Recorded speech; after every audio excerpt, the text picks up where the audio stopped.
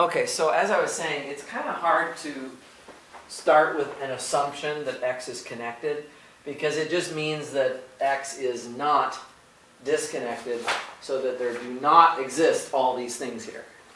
Okay, so instead of sort of doing the proof with assumption here and prove this, what do you think maybe would be a better approach? Instead of supposing that X is connected, what might be a better approach? I'm just thinking Math 280, proof strategies. Instead of assuming X is connected and proving that Y is connected, by way of contradiction, we assume it's disconnected, and then we're gonna assume that what is disconnected? the F. Y. Assume that Y is disconnected. Right. Suppose Y is disconnected. And then we can try to prove that X would be disconnected. Okay, does that make sense? So I'm just turning it around. Instead of proving that connected implies connected, I'm going to prove that disconnected implies disconnected. Okay?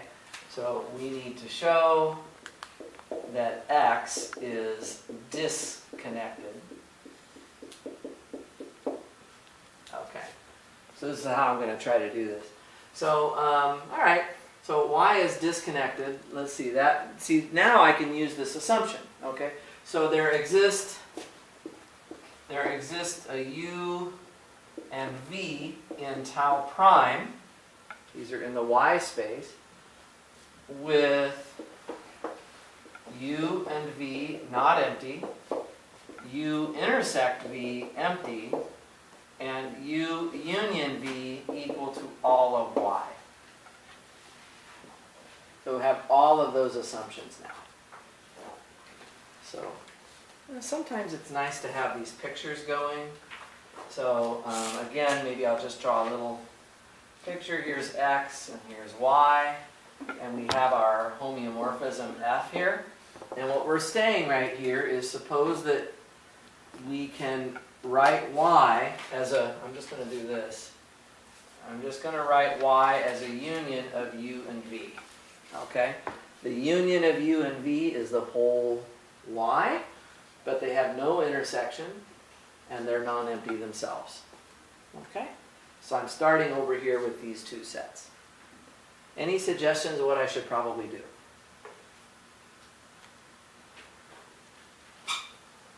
The picture kind of gives you an idea.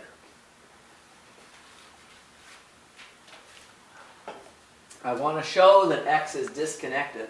It means I need to come up with open sets for X that are non-empty, disjoint, and the union is the whole of X.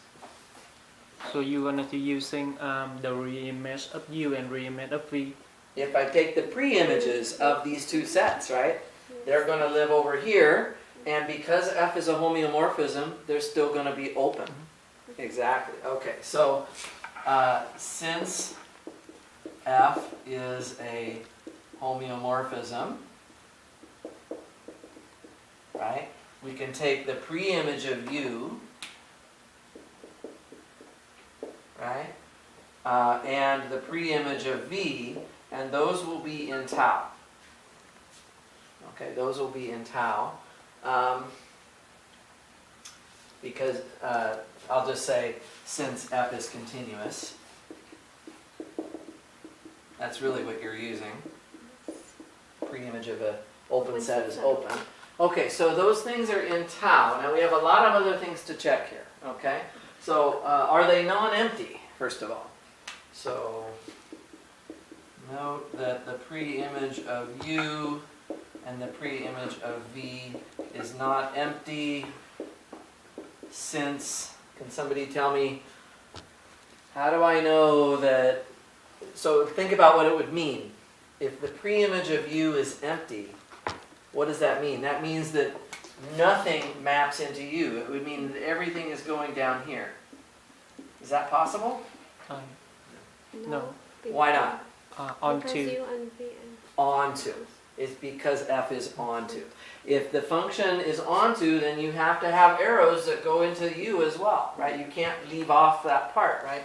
So this is just since F is onto. So it's a bijection, so it has to be onto. Okay, so those are non-empty sets, they're open sets. Let's check their intersection. We want their intersection to be empty. So let's make another note here. If I take the preimage of U intersected with the preimage of V, I claim this is empty. Can somebody tell me what's a good way to show that an intersection is empty? We assume there is an element in there, and then we find a contradiction. Exactly. Suppose that there is an element, let me call it X, in the preimage of U and in the preimage of V. So this is going to be a contradiction. Let's just see what happens. So this means that f of x lives in U And if it lives in V, and in V, right? In other words, it lives in the intersection. But what is the intersection of U and V? what must be It's empty, right? It's empty, so this is not possible, right? So this is a contradiction. F of x can't be living somewhere where there are no elements. Okay, so that has to be empty. Okay, great. So that proves that the intersection is empty. And then finally, we need to show that the union of the two sets is the whole X, right? So I'll make one more note here to finish it off. I need to show that the union, if I take the preimage of U, union with the preimage of V, I want to get the whole X. Right. Well, this is a set and this is a set, and I'm just trying to say that they're equal. Definitely this one is contained in this, because everything is contained in X. X is my big universe that everything lives in. So this containment is just clear, because the preimage of a set is inside of X for sure. Now conversely, suppose you pick an element that's over here on the right side. Let's just pick a little x in capital X. Okay, I would like to show that that little x is either in the preimage of U or it's in the preimage of V.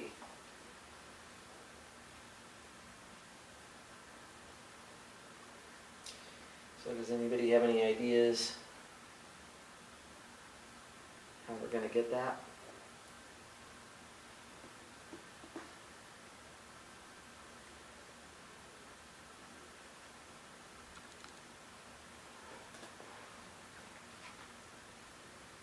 So we start with this point in X. Which assumption on this line do you think we're going to use? We haven't used everything yet. Which part of that line that I just underlined are we going to use? So I'm thinking about you're going to use U union V equal Y. Exactly. You're going to use that. We didn't touch this part yet, right? Now here's the thing, guys. If X is some element of capital X, then of course f of X itself is somewhere in Y. Of course, right? But Y is... either in U or in V. Right. Y is U union V. So f of X is in U, or f of X is in V. Yeah. So it has to be in one of those two places for sure. Oh, well, we're done. Then either X lives here or it lives here. Okay. So there we go. So X is in the preimage of U, or X is in the preimage of V. So that means that X is in the preimage of U, union the preimage of V. Clear enough? I feel like people need practice with these preimages. It comes up a lot. And with homeomorphisms it comes up a lot because you're often applying the function both ways and taking open sets on one side and moving them to the other side. Okay. Yeah, Alex, what's going on? So I was thinking about these last two parts where we show the unions Mhm. of the whole space, and then same with showing that the intersection's empty. Sure. Could you actually say that the pre-image preserves like the intersection there? Yeah, we could have just done it that way. I could have just said, well, this is just the pre-image of U intersected with V, Right. and we already know that the U Right. intersect V is just empty. So you could certainly get away with that if you wanted to. And over here, you could do the same thing. Pre-images preserve unions and intersections. It's the images that don't always do that. Okay. So in this Okay. case, you certainly could get away with that. Okay. Yeah. Yeah, good point. Great. So we could have just used properties of pre-images to shorten this a little bit, but this isn't too bad. Any other questions or comments about it? So this is a nice thing to remember for the future, is if you have two topological spaces and you can see that one of them is connected and the other one is not, you can use that as a reason that they're not homeomorphic. Okay, so two spaces are not homeomorphic if one of them is connected but the other one is not. Okay, so let's go on and tackle another example here. This one, I'm going to give you a bunch of examples of possible homeomorphisms, and I want you to tell me if these spaces are homeomorphic or not. Okay? So very similar to what you were doing on the last homework assignment. So are these homeomorphic? Okay, so part A, I'm going to let capital X be the real numbers with the absolute value metric, and then my spaces that I'm asking about whether they're homeomorphic or not are the following. So are the, let's phrase this differently, are the subspaces Y, which is going to equal Q, the rational numbers, and Z, which is going to be the space 1 over n, where n is a natural number, are those subspaces homeomorphic?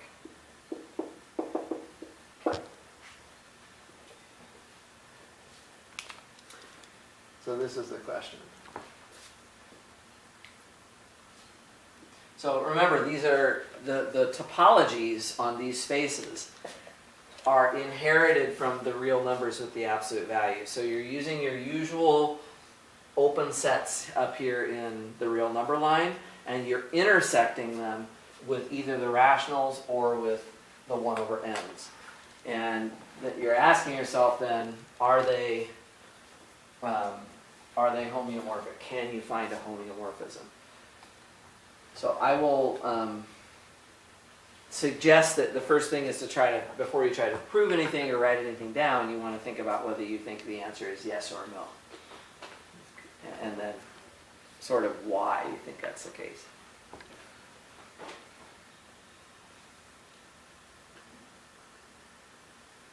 Anybody have a thought? So see, homeomorphism, there's 4 things, right?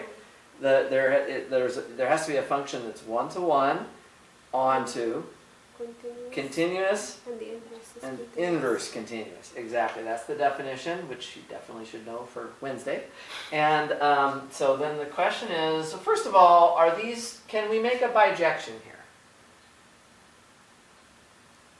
Between a 1 over n and the q.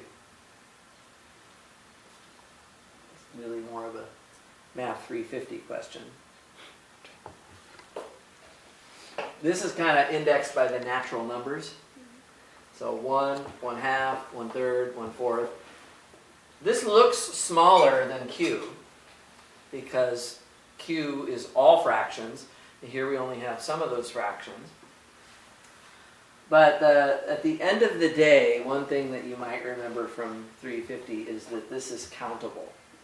This is you can actually make a list of every rational number and tell me what is the first number in the list, the second number in the list, the third number in the list, the fourth number in the list, and so on. You can make that list and use that list to just associate that list with 1, 1/2, 1/3, 1/4, 1/5. So you can make a function where the kth rational number in your list gets sent to the number 1 over k. So this would be like a function you could create that would actually serve as a bijection. I'm not worrying yet about whether it's continuous or not. I'm just saying you can make a bijection between these two spaces. They at least are in bijection with each other, so we cannot rule out homeomorphism just based on having different sizes. We can't do that. So they at least have a chance of being homeomorphic. What about, would we be able to make a continuous function between them? So you have to think about what are the open sets going to look like, because remember, continuous functions just means that pre-images of open sets are open, and because we're requiring that of both F and F inverse, it means that both images and pre-images of open sets have to stay open. So you have to ask yourself, do you think that that's true here? Do you think that we can, every open set here can be sent to an open set here, or vice versa?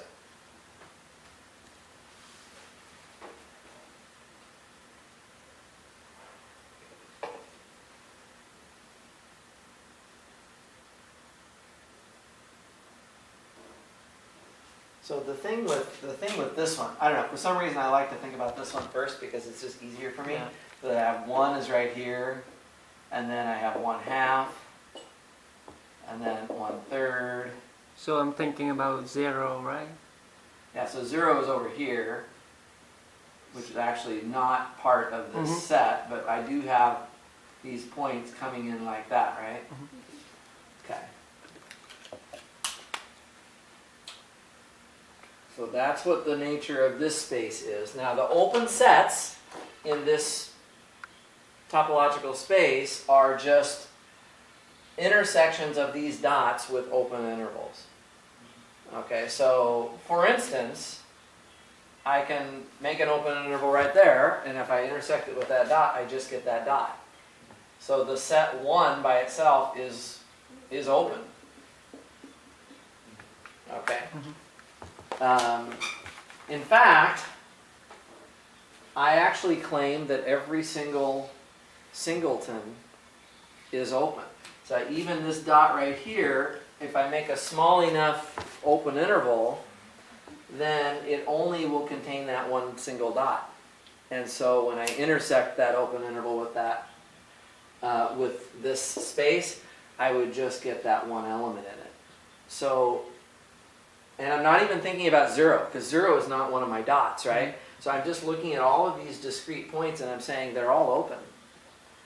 As soon as every singleton is open, then what is the topology actually? The discrete topology. Right. As soon as every singleton becomes an open set, then by taking unions of singletons, and you can do arbitrary unions, right, those have to also be open, because a topology is always going to preserve arbitrary unions. So this the topology on Z is actually the discrete topology. So let's write that down. The topology on Z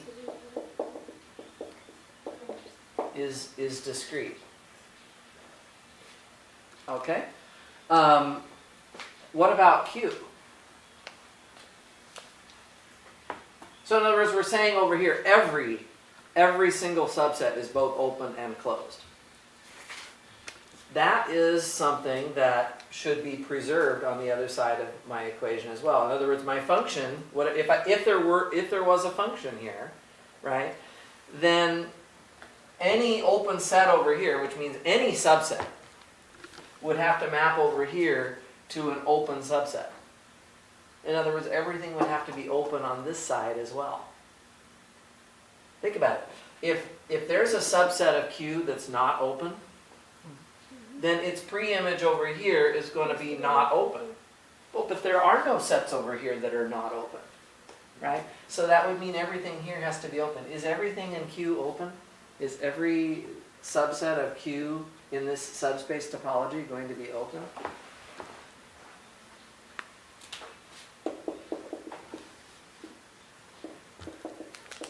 In Q, I could pick my favorite number I want. Let's just pick, 2/5.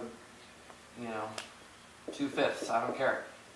That single point right there, is that open in Q? No. Is it expressible as Q intersected with an open interval?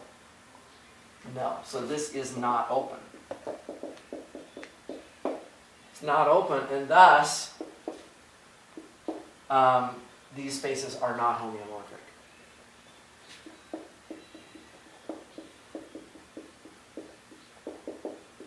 They are not homeomorphic. Does that make sense, guys? If one of the topologies is discrete, the other one would have to be discrete as well. So I just want to verify my understanding. Yeah. 2/5 is not open because if you create the open interval, it contains irrational number, right? Right. If you take any open interval around 2/5, it will not only contain 2/5, it will contain lots of other rational numbers as well, right? You can't just get the single point 2/5. Whereas here, when I create those neighborhoods, I can get singletons included. You see the difference? I see. Okay. Yeah. So that's the point. Okay. Yeah. Okay, so my question is, it's given that, and we're using the absolute value metric. So how Right. did we jump from the absolute value metric to conclude that this is? It turns out that in this, so the absolute value metric, when restricted to this subspace, becomes the same thing as the discrete topology. So it induces a topology which turns out to be the discrete one. Okay, so that's the reason. Yeah, Alex? So I guess the reason is like that like Q is dense in the real numbers, but then Z is not dense. Is denseness a topological property? Is it preserved by homeomorphisms? So funny you bring that up because that's going to be one of my questions coming up. Okay. So hold that thought. Hold that thought. I actually claim that that is not a topological invariant. I can have two subspaces of X that are homeomorphic to each other, where one of them is dense and the other one is not. We'll take a look at that in a second. Okay, so hold that thought. Yeah. But anyway, yeah. So I think here you can just simply say that there are subsets of Q that are not open, whereas over here in Z, everything is open. Okay, so that's the first one. All right, let's try another example. The camera still working okay? Yes. Okay, great. Probably gonna turn off again pretty soon. Okay, let's do part B.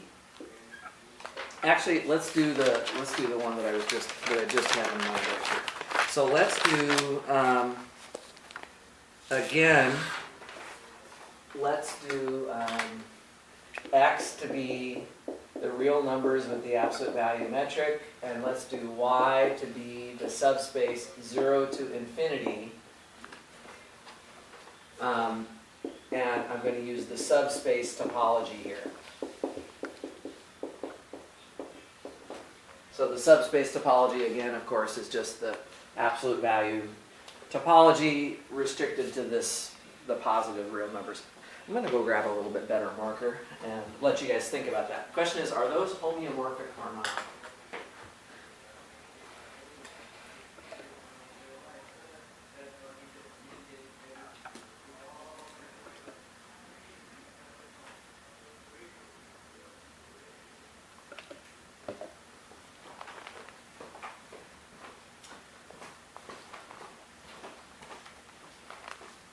So let's think about this for a second. So we have the whole real number line versus the right half of the real number line. So certainly here's the whole real numbers, and here's 0.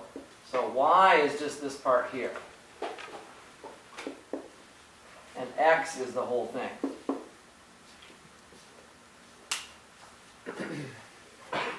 question is, can we make a function that's a bijection between the real numbers and the positive real numbers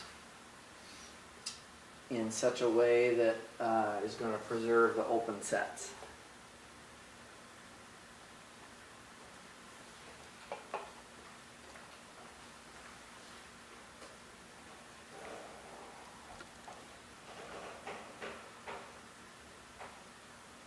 Does anybody even know a function that starts from the real numbers and spits out a positive real number?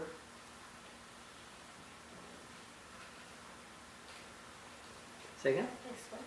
X squared. Oh, okay. So f of x equal x squared. Okay, the only problem with that, though, is it also does include 0. So, but it's close. It almost works, but f of 0 is 0. Can you think of one that doesn't hit 0? 1 over us. 1 over x. F of x equals 1 over x, but that's going to include, if I plug in a negative real number, I'm going to get a negative output.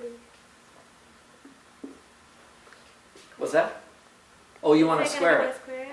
Oh, that's interesting. So you want to take f of x equals 1 over x squared like that. But now the domain of that function, right? See, the domain of the function isn't the real numbers. That's the problem. I mean, you could do something. You could do something like this. Like you could say, well, I'm going to make it 1 over x squared if x is not 0. And then if x is 0, you have to do something else, and you might put it to be 0 or something. Oh no, you can't make it 0. Remember, it's supposed to be positive. Right. So you have to make it positive, but then it's like, oh, but wait a minute. Now it's not going to be 1 to 1 because whatever I put here is going to be the same as some 1 over x squared guy. So that doesn't seem to work. Oh boy, let's see. Anybody want to try anything else?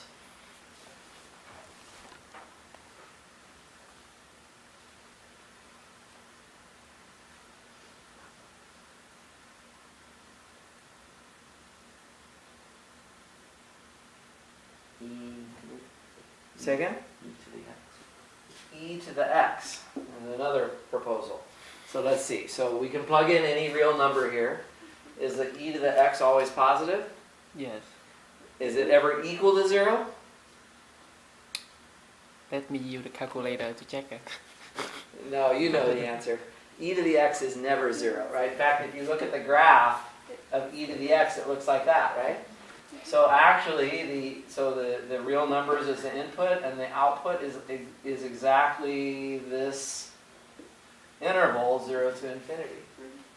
So guys, that actually is a bijection right there. This is a bijection from x to y.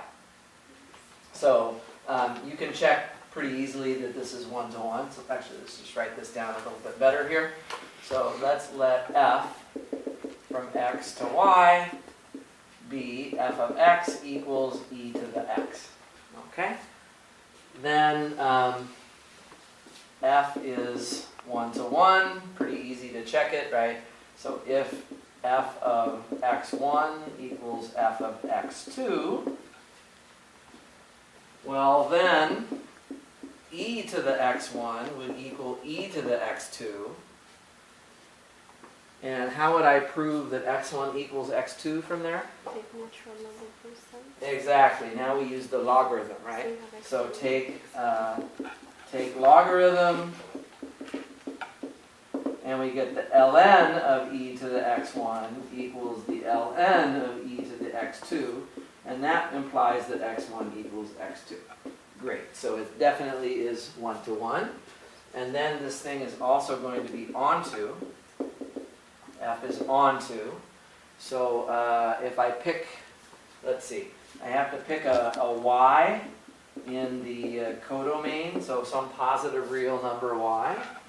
And then the question is, f of something has to equal y. Does anybody know what we should